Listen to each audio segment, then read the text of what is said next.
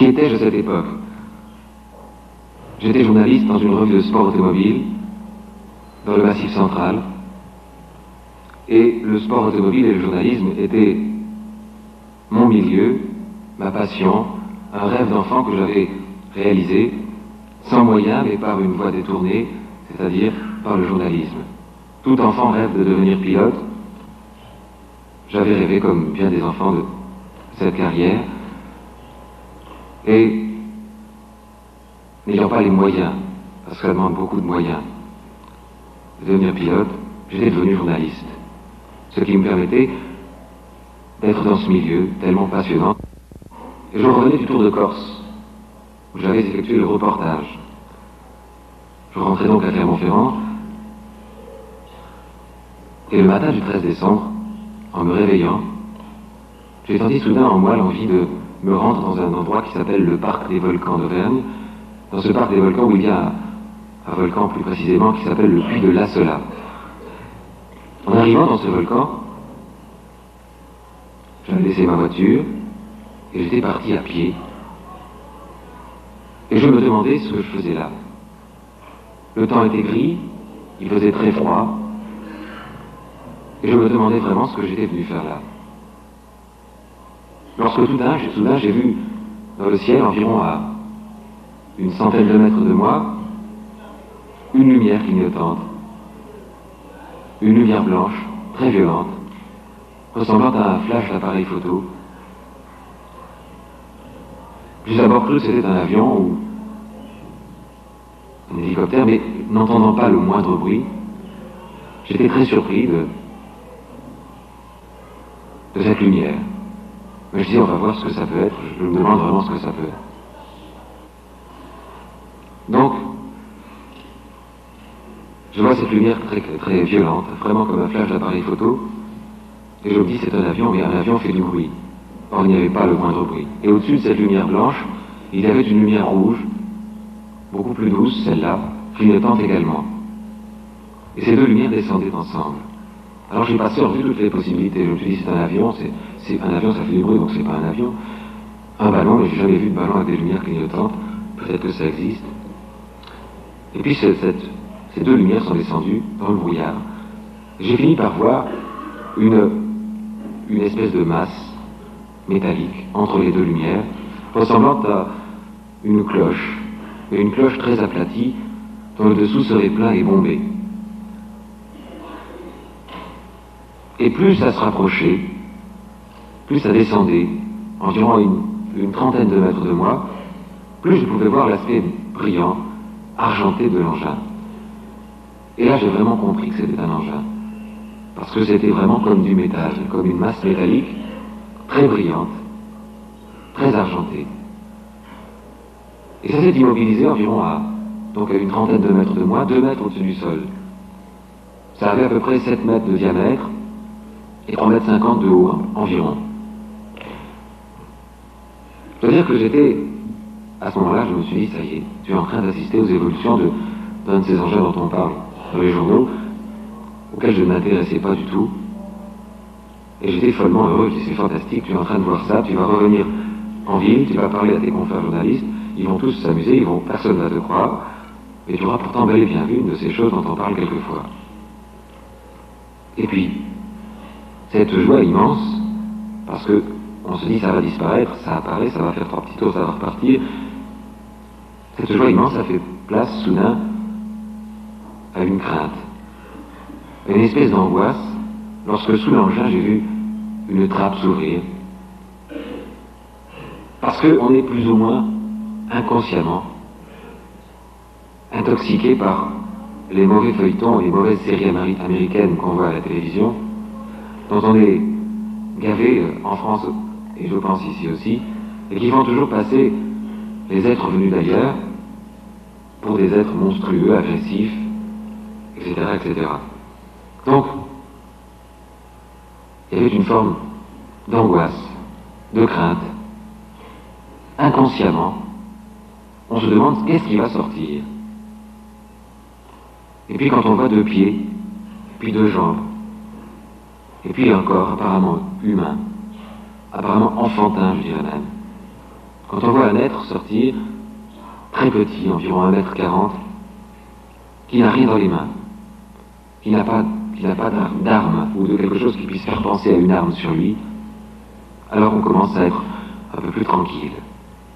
On s'aperçoit qu'il ne sort pas un monstre à 3 têtes, crachant des flammes, ou qu'il ne sort pas un rayon de la mort ou quelque chose comme ça, comme on le voit toujours dans ces mauvais films. Et ça va beaucoup mieux. Et puis cet être avance. Il vient vers moi. Il est très petit, 1,40 m, je vous ai dit environ, et il est vêtu d'une combinaison verte, très belle, d'un vert rappelant un peu le vieux cuir.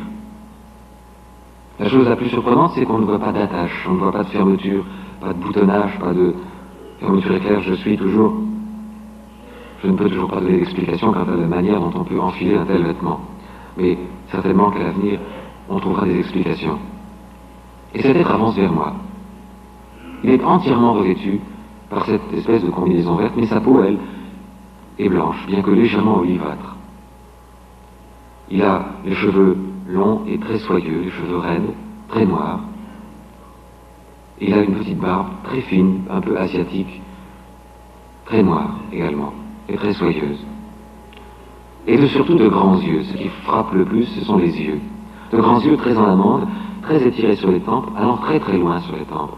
Il n'y a pas d'humain sur Terre ayant des yeux aussi étirés sur les tempes, aussi en amande. On me demande toujours, est-ce que le visage était beau? Alors la beauté, c'est très relatif. Moi, je l'ai trouvé beau. Qu'est-ce que la beauté? Je pense qu'une araignée femelle doit être trouvée très désirable par une araignée mâle, et nous, on n'aime pas les araignées. Donc c'est toujours très relatif. Sur le plan de l'esthétisme pur, j'ai trouvé ça harmonieux. J'ai trouvé ça très beau. J'ai trouvé ce visage très beau et plein de douceur et plein de fraternité. Et cet être s'est avancé. Il y avait autour de son visage comme une vibration de l'air.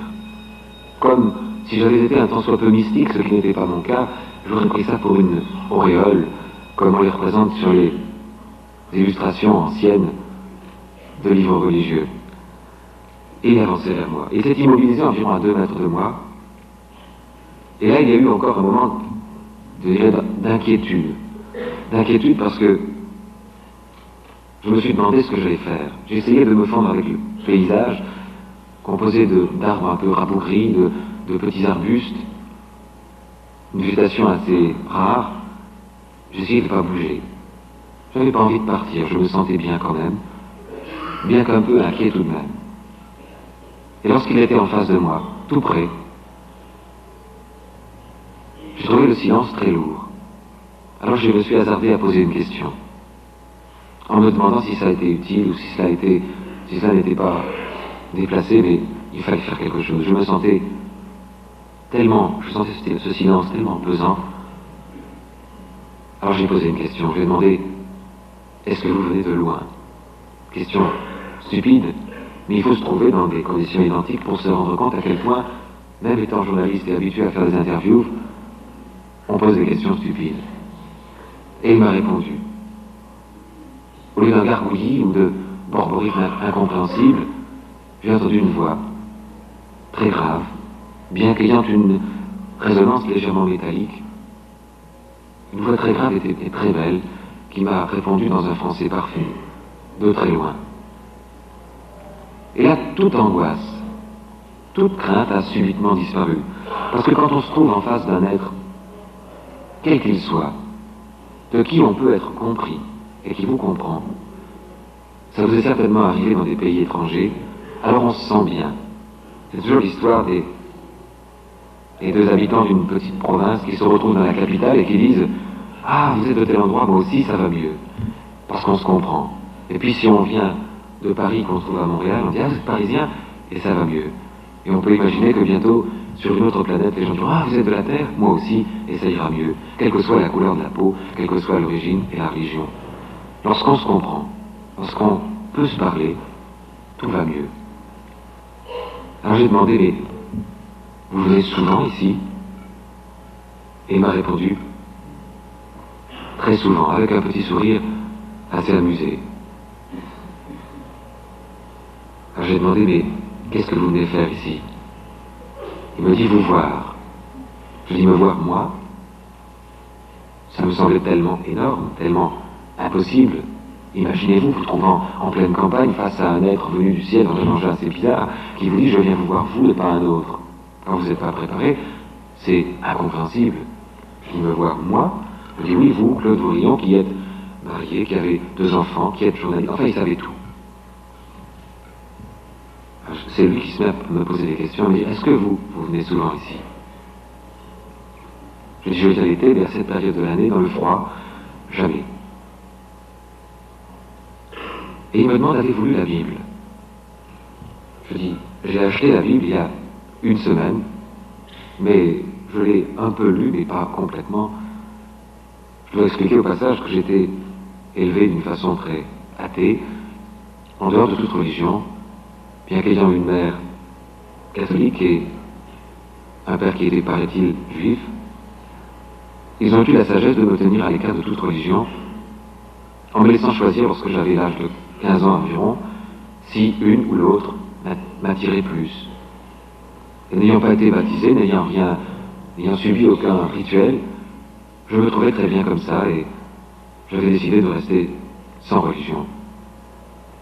Et 1 semaine avant, je me souvenais être allé chez mon libraire, qui avait l'habitude de me voir venir pour acheter des revues de sport automobile ou des revues masculines. Et lorsqu'il m'avait vu arriver en lui demandant la Bible, l'Ancien Testament, il m'a dit, qu'est-ce qui vous arrive? Je dis, je sais pas, j'ai envie de lire la Bible. C'est un livre comme un autre. Il m'a dit, oui, je ne veux pas vous contrarier, mais c'est tellement peu habituel, c'est tellement peu le genre de lecture que vous avez habituellement. Et je me souviens de son visage, que je crois que je n'oublierai jamais, de son visage très surpris. Alors j'avais pris cette Bible, j'étais allé chez moi, puis j'avais feuilleté, j'avais trouvé ça.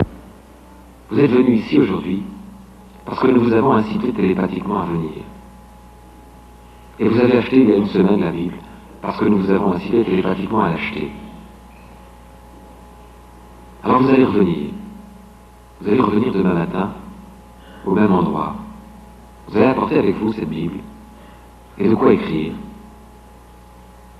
Et je veux vous confier un message que vous serez chargé de diffuser partout. Mais attention, me dit-il, n'en parlez à personne, même pas à vos proches, et n'amenez avec vous aucun objet métallique, en dehors de ceux que vous avez maintenant sur vous. Alors l'engin est reparti. Je résume parce qu'il faudrait que nous soyons là jusqu'à 6 heures du matin pour tout raconter. Mais tout cela est écrit dans le livre et en détail. L'engin est parti et je me suis retrouvé chez moi avec des problèmes, en me disant c'est pas possible, tu as rêvé. Demain ça sera fini, j'ai fait le point, je dis je bois pas, je fume pas, je me drogue pas. Hallucination, parce que c'est pas possible. Je dois être dans une crise de mysticisme, quelque chose ça doit arriver, ça doit se produire. Et puis, le lendemain matin, j'ai quand même fait ce qui était demandé. Je me suis quand même rendu à la même heure, vers 9 heures du matin, au même endroit. Et là, j'ai d'abord été très heureux parce qu'il n'y avait rien. Un peu soulagé en me disant, bon, ça va comme ça, c'est en ordre. C'est un rêve. Et puis, la lumière est apparue de nouveau, et cette fois-ci, j'ai pu voir la lumière apparaître dès le début, c'est-à-dire comme une énorme étincelle, blanc bleuté, comme une étincelle de soudure à l'arc. Environ à 300 ou 400 mètres d'altitude, le ciel était plus dégagé, et cette étincelle se matérialisait, puis devint blanche, puis jaune très clair, puis jaune foncé, puis orangé, puis rouge, de plus en plus foncé, jusqu'à prendre, après toutes ces couleurs, l'aspect du même engin que j'avais vu la veille, en métal argenté, très brillant. Il s'est posé à la même place. Quand je dis posé, c'est pas tout à fait juste, immobilisé à 2 mètres du sol, sans le moindre contact, et toujours sans le moindre bruit avec le sol, sans le moindre contact avec le sol, donc. La trappe s'est ouverte, le même être est descendu, qui m'a invité à monter avec lui dans l'engin. Et là, tout était surprenant. Je suis monté par ce petit escalier, dont les marches étaient trop petites pour moi, et à l'intérieur de cet engin, j'étais très déçu, moi qui étais habitué parlait de sport automobile, de choses très matérielles. Je m'attendais un peu amusé à voir des compteurs, des comptes-tours, des manettes, et il n'y avait rien. Simplement des murs nus, faits du même métal argenté très brillant que l'extérieur. Et deux fauteuils faits d'une matière translucide, très agréable au toucher, n'ayant pas le contact désagréable des matières plastiques. Je me suis assis dans un de ces fauteuils. Le personnage qui était en face de moi s'est assis dans l'autre. Et le plancher m'a surpris. Le plancher fait d'une matière bleue, faisant penser à une pierre précieuse bleue d'environ 3 mètres et demi de diamètre, et très belle, ayant des reflets très beaux. Et une fois assis, une fois installé, il a commencé à me raconter cette histoire que je vais essayer de résumer pour vous maintenant. Cette histoire extraordinaire, cette histoire prodigieuse, qui est l'histoire de l'humanité. Il faut s'imaginer une planète il y a très longtemps. Et sur cette planète vivait des hommes, une humanité comparable à la nôtre, bien que légèrement différente, parvenus à un niveau de connaissance scientifique comparable au nôtre, ou comparable à celui que nous aurons dans quelques années. C'est-à-dire capable de créer la vie artificiellement. Déjà, les biologistes actuellement commencent à entrevoir la possibilité de créer de la vie artificielle. Je dis bien de la vie totalement artificielle, non pas un spermatozoïde et une ovule mis en présence dans un in vitro, dans un bocal en quelque sorte, pour donner naissance à une cellule qui se divise, et bel et bien une cellule créée sans spermatozoïde et sans ovule, uniquement à partir de produits chimiques dits inertes, grâce à l'acide désoxyribonucléique ou ADN. Nous sommes déjà capables, sur Terre, de synthétiser un gène. Et dans très peu de temps, on arrivera certainement à créer cette première cellule, comme cela s'est produit sur cette planète il y a très longtemps. Donc cette humanité, ayant découvert le secret de la vie en quelque sorte, les savants qui avaient fait cette découverte ont commencé à créer des petits êtres, des petits animaux de laboratoire, et ce fut une explosion de joie dans ce peuple très avide de découverte, très éveillé, très ouvert, comme ça le sera certainement sur Terre lorsqu'on arrivera à créer un animal entièrement synthétique. Mais les savants, et on le constate chez nous souvent, surtout lorsqu'il s'agit d'énergie atomique par exemple, sont un peu trop pressés d'aller plus loin dans leurs recherches, et c'est bien normal, ils sont un peu grisés par leurs recherches, par leurs découvertes, et il y a parfois quelques erreurs. C'est ce qui s'est produit sur cette planète, où ils ont essayé tout de suite de créer un être à leur image, un être comme eux, artificiellement. Et cet être fut apparemment réussi. Mais il manquait d'expérience. Ces jeunes chercheurs, ces jeunes savants, ils manquaient d'expérience, et ils ont fait un être à qui ils ont accordé trop de confiance et qui a eu très vite trop de liberté, et qui s'est avéré être un être dangereux, un criminel. Quelque chose en lui, certains chromosomes n'étaient pas exactement à leur place, n'étaient pas parfaitement définis, et ils ont commis des meurtres et des exactions épouvantables. Tant si bien que l'opinion publique de cette planète s'est emparée du problème et a fait interdire ces expériences, comme cela se produira peut-être sur la Terre lorsqu'on y arrivera. Déjà, quand on parle d'enfants éprouvettes, il y a des associations, des groupements qui disent il ne faut pas le faire, c'est un scandale sur le plan moral, sur d'autres plans. Donc, on a interdit cela. Mais les savants avaient envie de poursuivre quand même leurs recherches. Alors ils ont cherché. Ils ont cherché dans l'univers une planète où ils pourraient faire librement, tranquillement leurs expériences. Et ils ont cherché. Et c'est là qu'on prend le début de la Genèse biblique. Le début de la Genèse biblique, où il est dit en Genèse 1-2, et l'esprit d'Élohim planait au-dessus des eaux. Au commencement, il faut expliquer ce qu'est ce terme Elohim. Parce que dans les Bibles dites usuelles, celles qu'on trouve habituellement, vous ne trouverez pas le mot Elohim. Vous trouverez le mot, le premier jour Dieu fit ceci, le deuxième jour Dieu fit cela, toujours le mot Dieu qui revient. Mais dans les Bibles originelles, en hébreu. Les plus anciennes, il n'y a pas le mot Dieu, il y a en hébreu le mot Elohim. Et Elohim veut dire, littéralement, ceux qui sont venus du ciel. Et j'insiste au pluriel, le singulier étant Eloah, qui voudrait dire celui qui est venu du ciel, qui pourrait donc prêter à confusion. Donc on trouve tout au début l'esprit d'Elohim planète au-dessus des eaux. De la même façon qu'on pourrait dire qu'actuellement, l'esprit des hommes plane au-dessus de Mars, lorsque, dans une petite boule de métal, on envoie une sonde spatiale qui se met en orbite autour de Mars, en orbite autour de Vénus, pour en analyser l'atmosphère. L'esprit scientifique des hommes, dans ce qu'il a de plus sophistiqué, de plus évolué, s'en va dans cette petite boule de métal pour sonder ces atmosphères. C'est donc ce qui s'est produit. Ils ont envoyé des sondes spatiales autour de cette planète qui les intéressait, où l'atmosphère leur paraissait possible pour créer de la vie.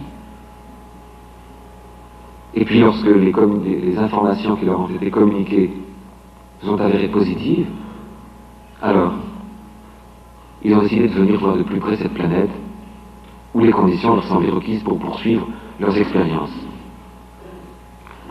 Et c'est là qu'on trouve en Genèse 1:7, il sépara les eaux qui sont en dessous des firmaments d'avec les eaux qui sont en dessus du firmament. Les eaux en dessous, c'est l'océan originel, l'océan qui recouvrait à ce moment-là entièrement la planète en question. Et les eaux en dessus, c'est les nuages, cette masse nuageuse qui recouvre tout le monde à prédominance aquatique. Et ils ont sondé donc, ils ont analysé de plus près cette atmosphère. Ils se sont aperçus que sous cette couche de nuages, il y avait un océan. Et que cet océan n'était pas très profond, et à peu près partout régulier, qui recouvrait des surfaces dures. Et ils ont pensé, grâce à de gigantesques explosions qui dépassent de très loin ce qu'on peut imaginer nous, à accumuler un maximum de matière solide au même endroit. Et c'est là qu'on trouve en Genèse 1:9 que les eaux de dessous les cieux s'amassent en un seul lieu et qu'apparaisse la sèche. Ils ont donc accumulé, un peu comme si dans une assiette vous avez 1 millimètre d'eau qui recouvre 3 millimètres de sable et que vous amassez en un seul lieu ce sable, c'est là obtenir une île. C'est ce qui s'est produit, c'est le continent originel que dont la science actuelle confirme l'existence, à savoir qu'il y avait un seul continent sur Terre à l'origine, puisqu'il s'agissait de la Terre, et que de ce continent originel se sont détachés des fragments, qui continuent d'ailleurs de s'éloigner les uns des autres, puisque l'Amérique et l'Europe s'éloignent d'environ 1 mètre, je crois, par an. Tout cela bouge, parce que la Terre, on le verra plus tard, la Terre est vivante, la Terre est un être vivant absolument comme une cellule. Et lorsqu'ils ont obtenu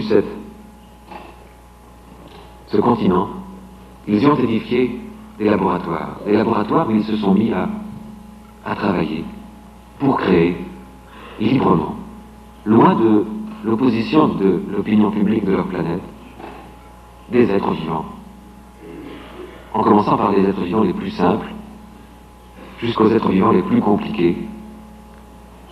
Mais ils avaient un ordre précis tout de même de leur gouvernement qui leur disait attention, faites les expériences que vous voulez, mais faites très attention de ne pas créer un être qui vous soit supérieur et qui puisse être un jour dangereux pour nous. Donc si vous créez des êtres, faites-les toujours de peu inférieurs. Mais la tentation a été la plus forte, et ils ont fini par avoir envie de créer un homme comme eux, de créer un être comme eux. Et c'est là qu'on trouve en Genèse 1:26, faisons l'homme à notre image, à notre ressemblance. On se demande d'ailleurs pourquoi longtemps on a lu ces phrases sans en comprendre le sens, tout simplement parce qu'on ne pouvait pas le comprendre, parce qu'on n'avait pas les éléments scientifiques, les éléments matériels pour analyser tout cela.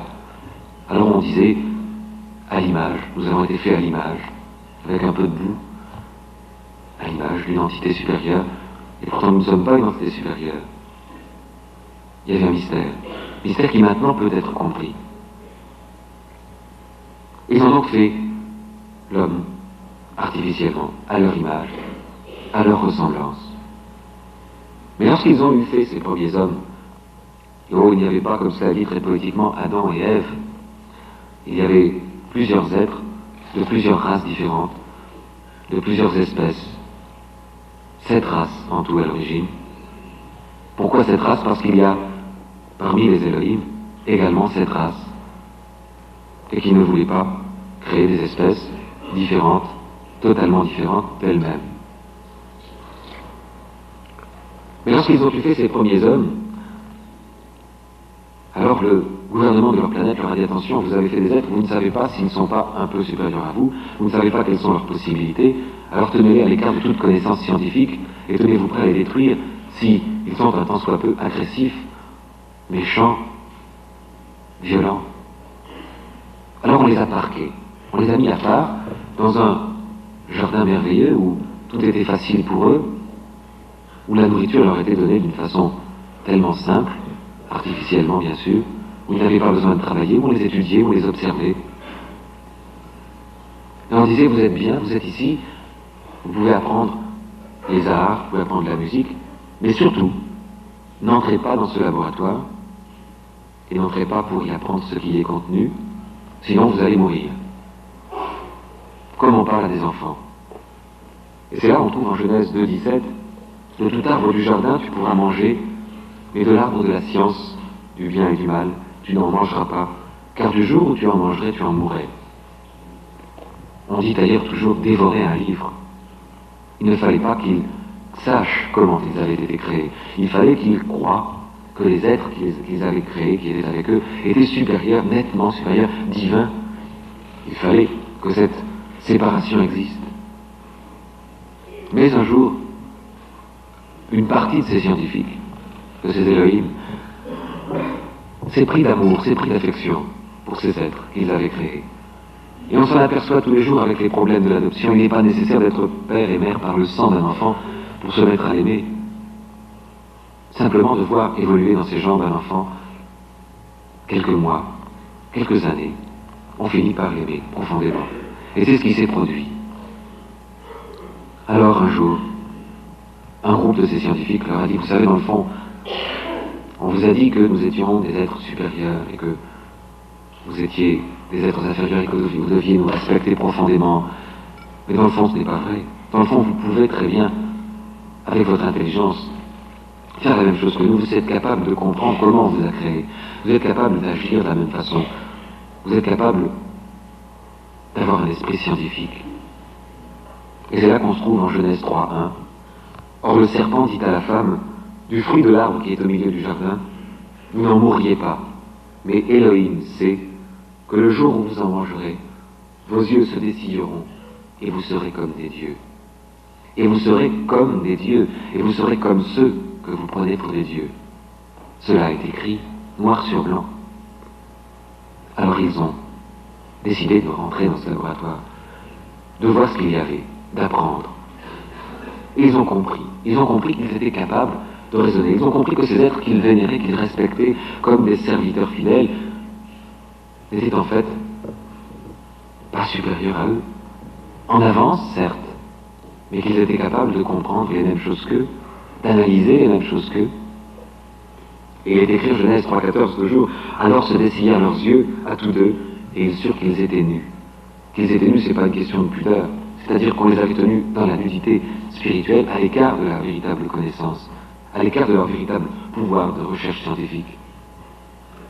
Évidemment, lorsque le gouvernement de la planète des Elohim s'aperçoit qu'une partie de ces savants a trahi, en quelque sorte, a révélé aux hommes quelles étaient leurs origines, quels étaient leurs pouvoirs, il y a un petit peu d'affolement chez eux.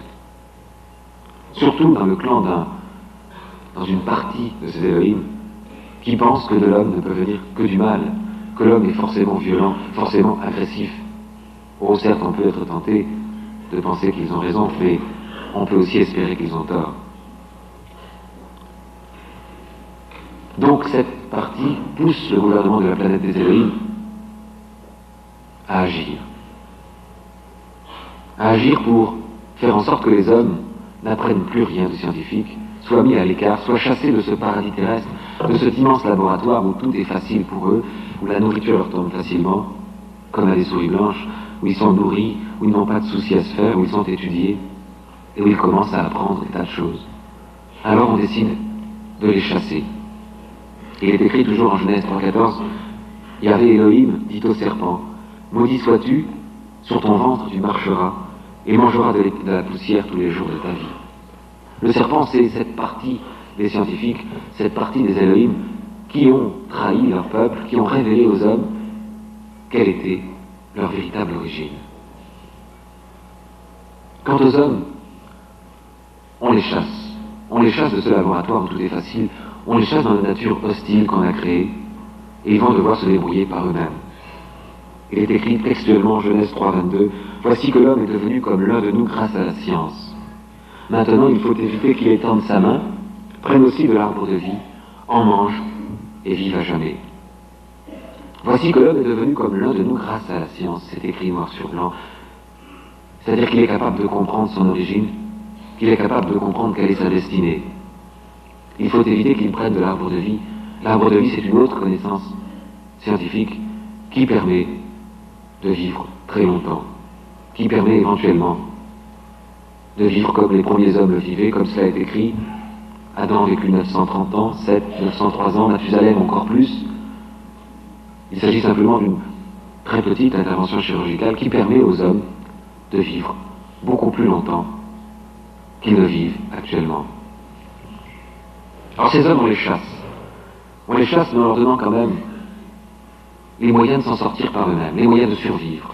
Et il est écrit, toujours en la Genèse 3,21, « Elohim fit pour l'homme et sa femme des tuniques de peau et les en revêtit. » C'est encore pas une question vestimentaire.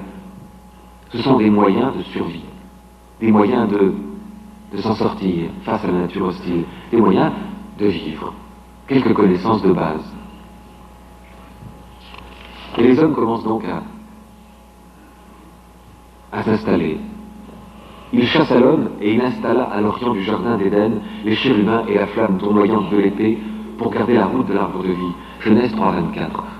Mais la flamme tournoyante de l'épée, c'est simplement des Elohim qui sont placés là avec des moyens d'impressionner ces hommes afin qu'ils ne viennent pas puiser dans ces laboratoires d'autres connaissances scientifiques. Et puis les hommes se multiplient. On commence à se trouver sur Terre en présence de deux groupes. D'une part, le serpent, entre guillemets, c'est-à-dire ces Elohim, ces scientifiques qui ont été condamnés à ramper sur la Terre, qui ont été condamnés à vivre en exil sur la Terre pour le reste de leur vie. Puisqu'ils avaient trahi, ils étaient condamnés à vivre sur Terre et à ne plus retourner chez eux. Donc il y avait d'une part ces Elohim, bannis, vivant en exil sur Terre, et d'autre part, les premiers hommes qui commençaient à se multiplier. Ces Elohim bannis, qu'on a appelés les anges déchus, qu'on a appelés tellement de phrases qui deviennent claires maintenant, et puis les premiers hommes. Mais au fil des années, au fil des dizaines d'années, les fils d'Elohim qui vivaient sur Terre en exil ont trouvé le temps bien long. Ont commencé à trouver le temps tellement long qu'ils sont allés faire un tour du côté des hommes. Et ils se sont aperçus que les hommes avaient des enfants, et surtout des filles, très belles. Et ils ont trouvé là un moyen de rendre leur exil plus doux. Et cela est écrit textuellement dans la Genèse biblique. En Genèse 6,1, il est écrit « Quand les hommes commencèrent à se multiplier à la surface du sol, et que des filles leur naquirent, il advint que les fils d'Elohim s'aperçurent que les filles des hommes étaient belles. Ils prirent pour eux des femmes parmi toutes celles qu'ils avaient élues. » Et ces unions n'étaient pas infructueuses. Il est dit un peu plus loin, quand les fils d'Elohim venaient vers les filles des hommes, et qu'elles enfantaient d'eux, c'étaient les héros qui firent jadis des hommes de renom. Donc ces unions étaient bel et bien, s'il y a le moindre doute, et s'il y avait le moindre doute, entre des êtres de chair et de sang, des deux côtés, capables d'enfanter. Évidemment, à l'issue de ces contacts, il y a eu des secrets qui étaient révélés encore une fois. D'autres secrets révélés, qui faisaient que les hommes se multipliaient d'une façon de plus en plus violente.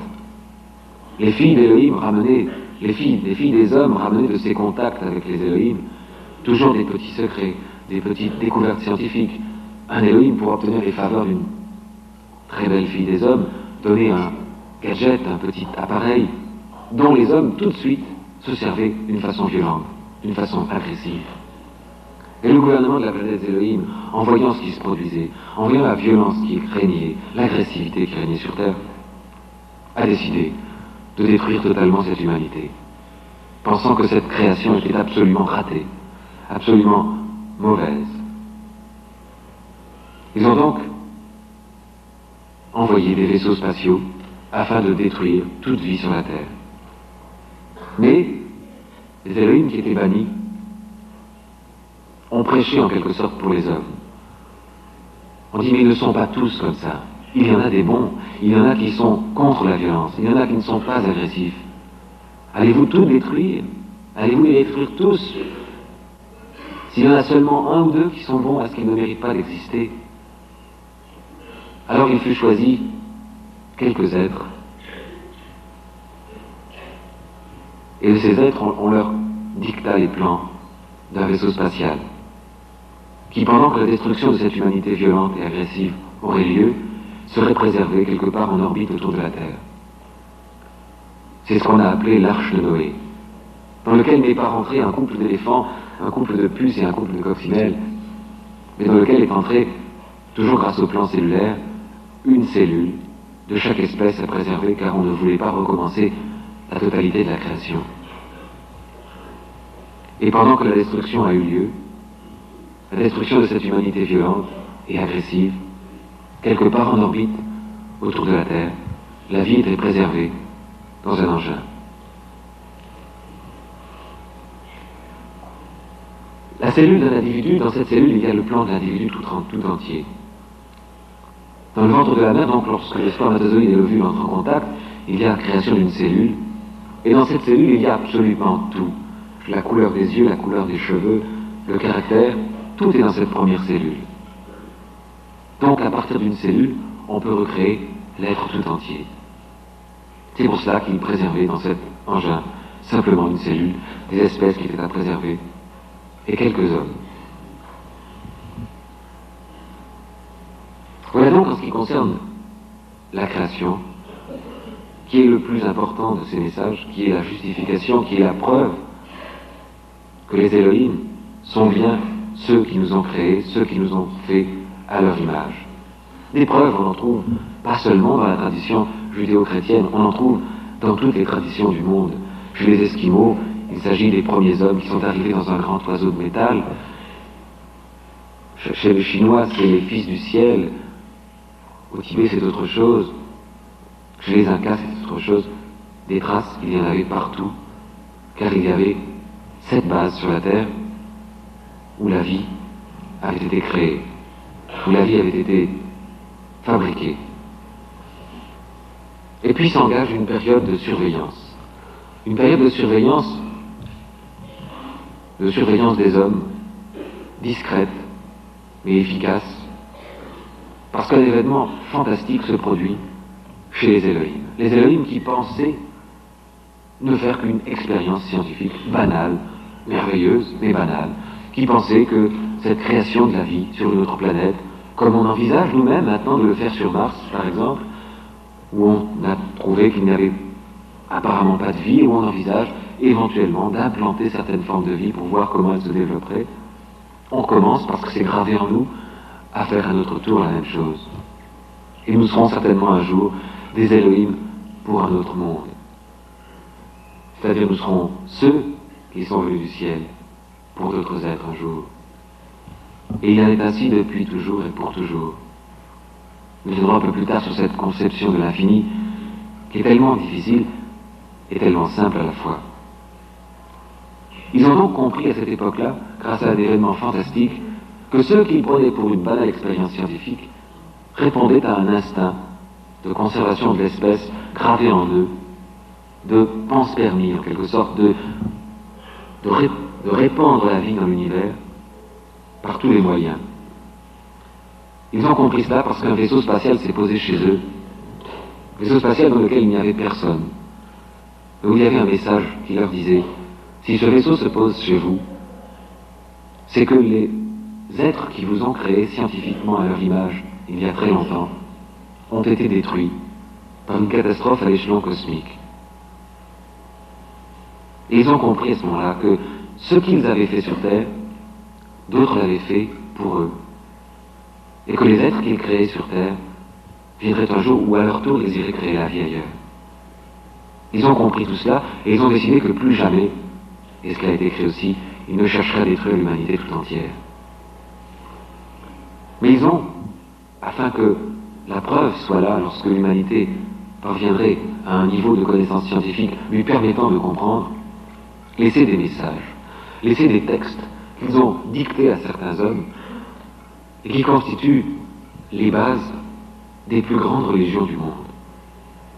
Les bases de l'Ancien Testament, du Coran et d'une infinité de religions. Ils ont donc révélé à certains hommes, au fil des siècles,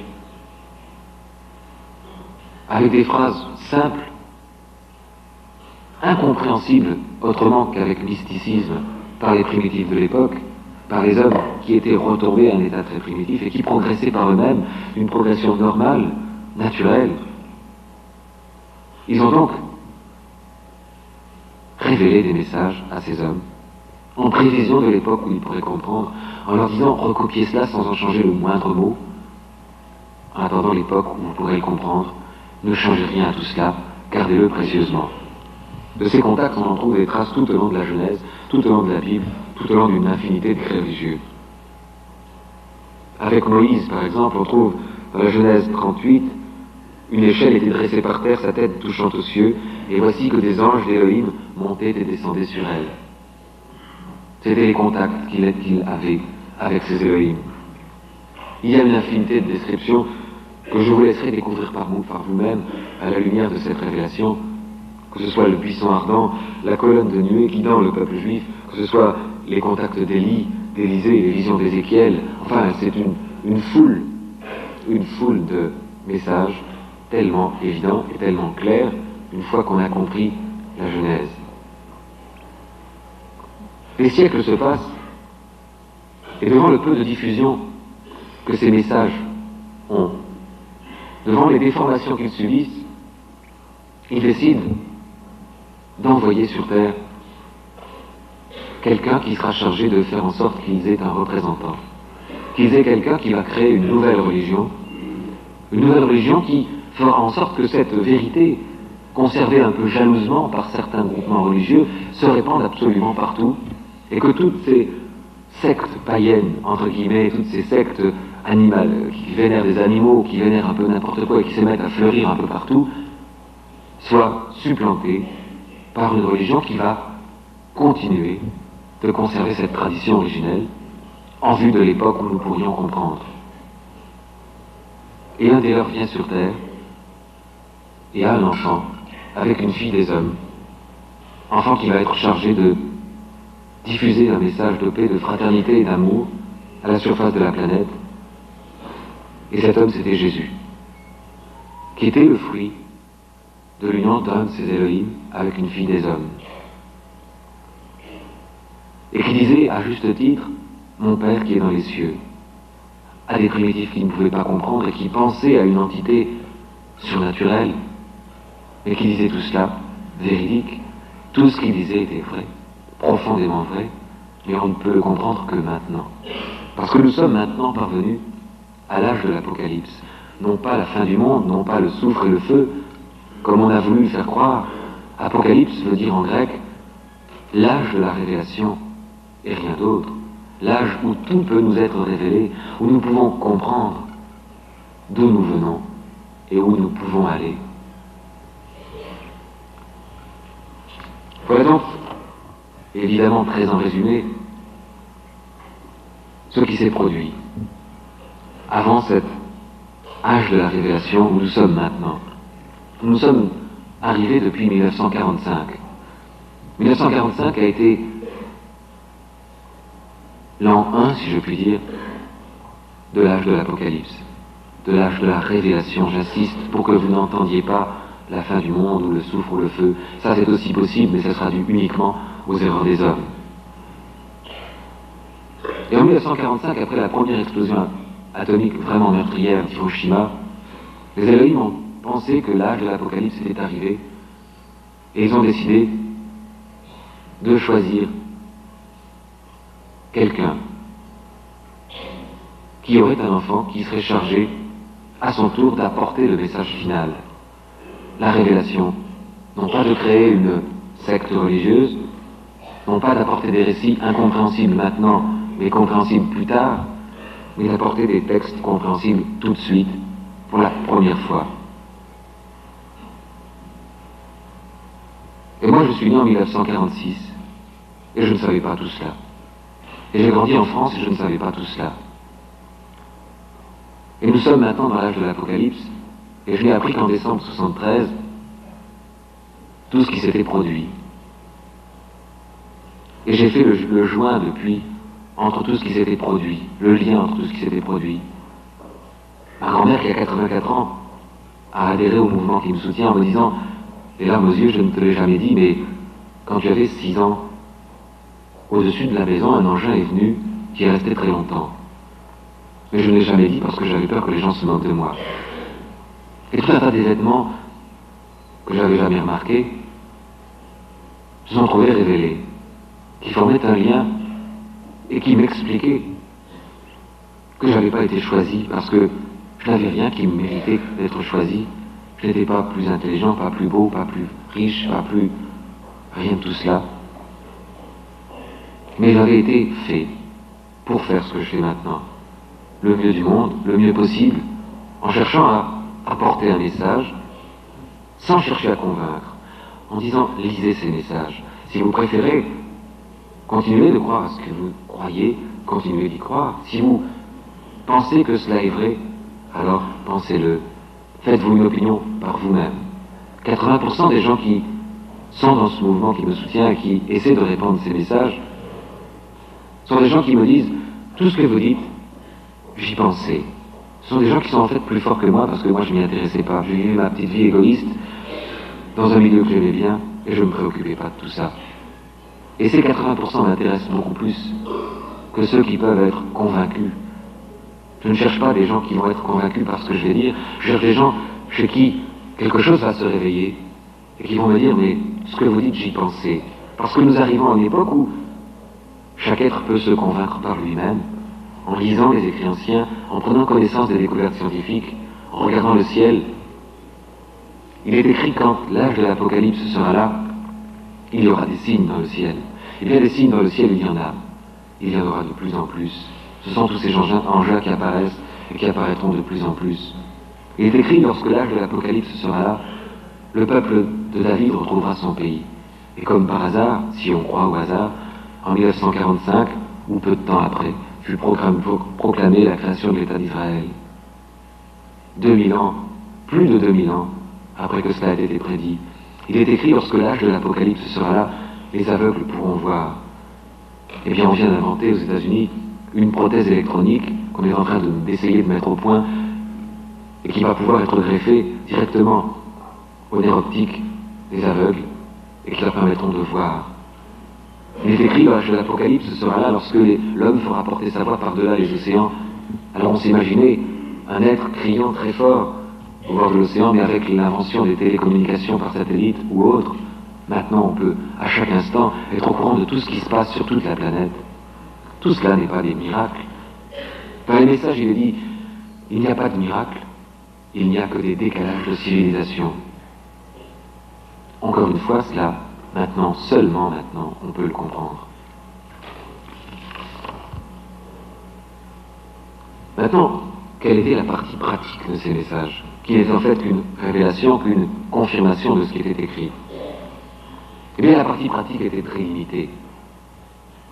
La partie pratique, car ils ne veulent pas avoir, les Elohim, d'action directe sur nous, d'intervention directe. Ils ne veulent pas influencer l'humanité. Donc, ils n'interviendront pas, ni pour aider, ni pour détruire l'humanité. Il y a une loi cosmique, une loi universelle, qui fait que les espèces vivantes, quelle que soit la planète où elles vivent, ne peuvent atteindre un niveau de connaissance scientifique qu'en découvrant certaines énergies nécessaires et suffisantes à leur autodestruction, à leur propre destruction. Nous en sommes à cette époque-là. D'ailleurs, on en est presque tous conscients.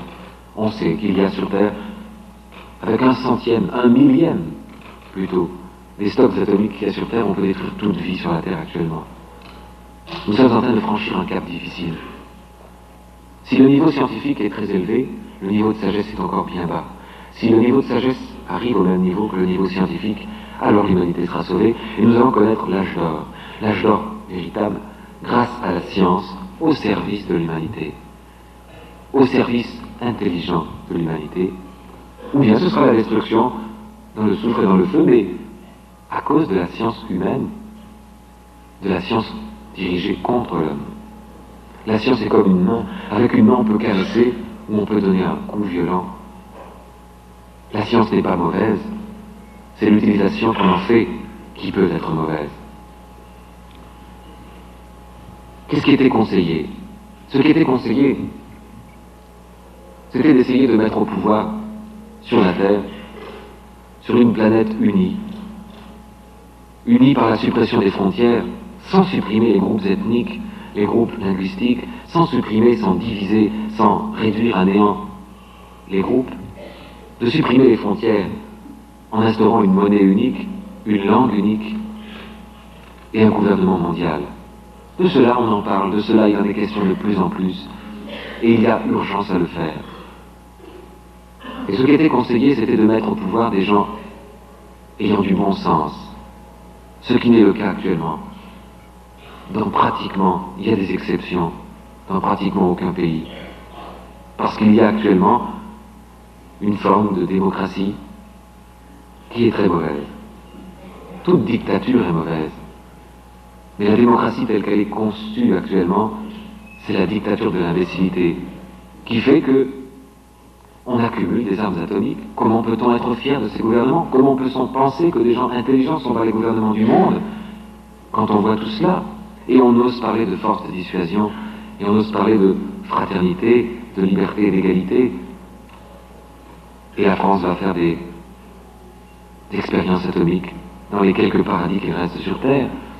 C'est une chose condamnable, et elle n'est pas la seule. Il y a des tas de pays qui font cela. Le Québec, je crois, est un petit paradis sur ce plan-là, puisque je crois savoir que le service militaire n'y est pas obligatoire. C'est une chose qui existe partout. On apprend aux jeunes dans le monde entier à tuer. On leur apprend à se servir d'un fusil. On leur apprend à être agressif. Et c'est une chose qui doit être supprimée dans le monde entier. Voilà donc en quoi consistait ce premier message.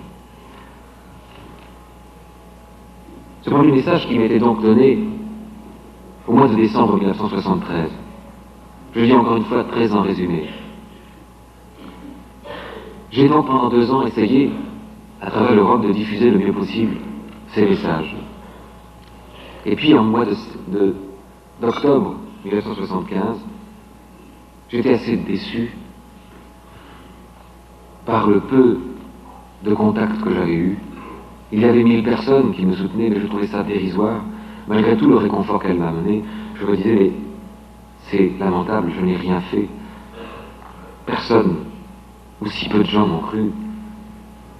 Et j'étais assez désespéré, si je puis dire, de voir que ces messages, ayant été entendus par peut-être 50 millions d'Européens, ou 60 millions d'Européens, il n'y avait que 1000 personnes qui m'entouraient. Et le 7 octobre 1975, dans le Périgord, dans le sud-ouest de la France, un engin s'est posé, à minuit le soir, dans un lieu qui s'appelle le Roc-Plat. Et cette fois-ci, j'ai revu l'Élohim que j'avais vu la première fois, qui m'a emmené sur une autre planète, qui m'a emmené sur la planète des éternels, dont il était question dans le premier message. L'éternité est possible, la réincarnation est possible, et scientifiquement possible, par le processus de la cellule dont je vous parlais tout à l'heure, à savoir que lorsqu'un individu meurt, on prélève une de ses cellules, et d'après cette cellule, on peut la recréer, et ceci indéfiniment. Il y a donc sur cette planète 700 Elohim qui vivent éternellement et qui s'occupent de gouverner un peu, de diriger un peu, de prendre des responsabilités dans ce secteur de l'infini où ils se trouvent.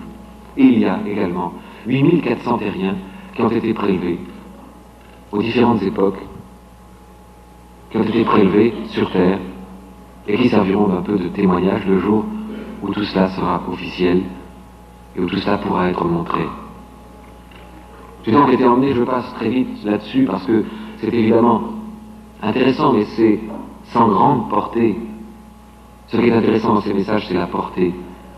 C'est pas, évidemment, je comprends la curiosité et j'essaierai dans la deuxième partie de répondre à vos questions, mais je vous demande de ne pas trop insister sur les détails exotiques, si je puis dire, car je comprends qu'on a envie de les connaître, mais ils sont tellement peu importants par rapport à ce qui est souhaité, à ce qui nous est demandé, par rapport à ce qu'on peut attendre, par rapport à l'importance cruciale qu'il y a à prendre conscience de notre mission, de la position de l'humanité sur la Terre. Évidemment, j'ai vu des tas de prodiges, des tas de choses merveilleuses. Évidemment, outre ce qui m'a été dit, à savoir que on était très satisfait de ce que j'avais fait, ce qui a mis du baume un peu sur mes plaies intérieures, ce que je pensais avoir mal accompli cette mission, on m'a dit, nous sommes très contents de ce que vous avez fait, et nous allons maintenant vous donner les moyens d'aller plus loin et d'agir plus efficacement. Ceci n'était qu'un test. Les 2 premières années que vous venez de passer n'étaient qu'un test, et vous allez maintenant avoir une mission bien plus complexe. Voilà donc ce qui s'est produit. Et sur cette planète, je résume beaucoup parce que ce sont des prodiges dont vous pourrez prendre connaissance si ça vous intéresse dans les livres, mais qui ne sont pas très importants. Savoir qu'il y a des machines qui peuvent, avec une cellule qu'on vous prélève au milieu du front, vous recréer ou créer un double de vous-même, ce que j'ai pu voir et qui est absolument surprenant, c'est passionnant, c'est émerveillant. Savoir que, avec une photo que vous donnez, on peut créer un être artificiel, synthétique, exactement ressemblant à la photo que vous donnez, c'est passionnant, mais c'est pas très important. Le plus important, c'est que l'homme prenne conscience de sa position dans l'univers. Parce que pour apporter à l'humanité l'harmonie, il est indispensable que chacun d'entre nous soit harmonieux lui-même. Comment? En prenant conscience de l'infini. C'est le symbole qui est celui des Elohim qui est ici, à savoir 2 triangles inversés. L'étoile de David en quelque sorte, qui veut dire l'infiniment petit est comme l'infiniment grand. Ils ont découvert que sur les atomes, des atomes que nous connaissons nous, il y a de la vie intelligente. Des êtres, comme nous, qui se posent les mêmes questions que nous. Et partant de là, ils ont pu découvrir que chaque étoile, chaque planète est un atome d'un être gigantesque qui lui-même contemple un autre ciel, et ceci à l'infini. Il n'y a pas de partie plus petite, finale, et de partie plus grande, finale. Il y a toujours plus grand et toujours plus petit. Et l'infiniment grand est comme l'infiniment petit. Les atomes sont comme les galaxies. De cela, nous ne pouvons difficilement en prendre conscience parce que nous sommes à un niveau. Et nous sommes composés, dans notre main, il y a des milliards de mondes et de planètes. Et nous sommes nous-mêmes situés sur un infiniment grand. Et le temps que vous pliez le bras, il y a une infinité de mondes qui sont nés, qui ont disparu, parce que le temps est proportionnel à la masse. Donc il y a incommunicabilité entre l'infiniment petit et l'infiniment grand. Mais il y a une mise en harmonie à notre niveau possible, un état de médium, sans mysticisme, un état de médium, à savoir être bien entre ce qui est en haut et ce qui est en bas. Prendre conscience de tout cela pour être à notre véritable place.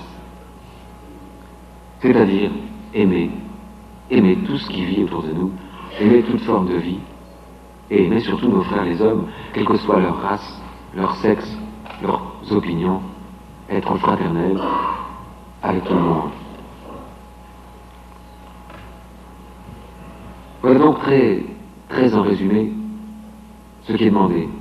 Et la partie pratique la plus importante, c'est que ces Elohim souhaitent de tout cœur, parce ils ont découvert qu'ils sont les plus évolués dans ce secteur de l'infini, dans cette petite partie de l'infini qu'ils ont explorée.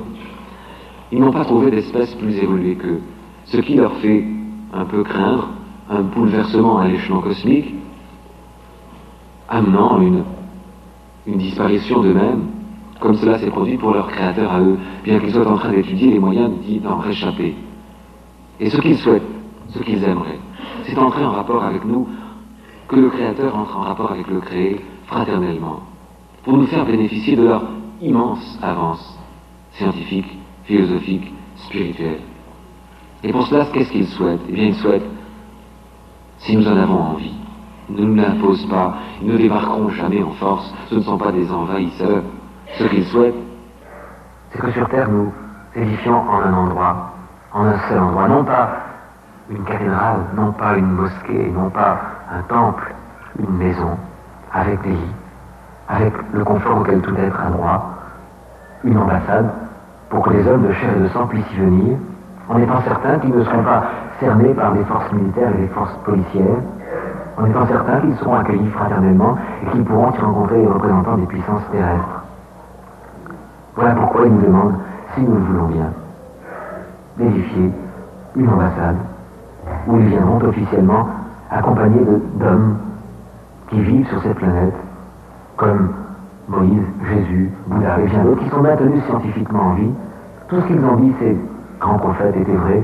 Nous reviendrons, ont-ils dit, lorsque les temps sera venu. Eh bien, cela est véridique, cela est vrai. Nous reviendrons en signe de témoignage, en signe de preuve que tout cela est vrai, si toutefois nous voulons les accueillir. Rien n'est imposé. Voilà donc, très en résumé,